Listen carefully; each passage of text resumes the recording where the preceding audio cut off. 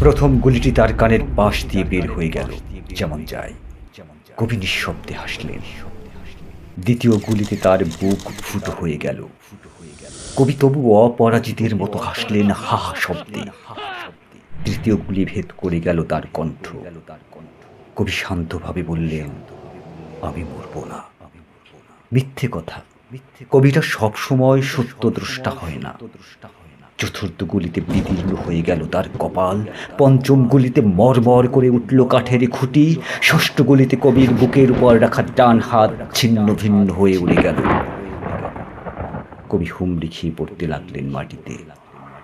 জনতা ছুটে এলো কবির রক্ত গায়ে মাথায় মাখতে। কবি কোনো উল্লাস ধ্বনি বা হাহাকার কিছুই শুনতে পেলেন না। কবির রক্ত ঘিলু মজ্জা মাটিতে ছিটকে পড়া মাত্রই আকাশ থেকে বৃষ্টি নামল দারুণ তোড়ে।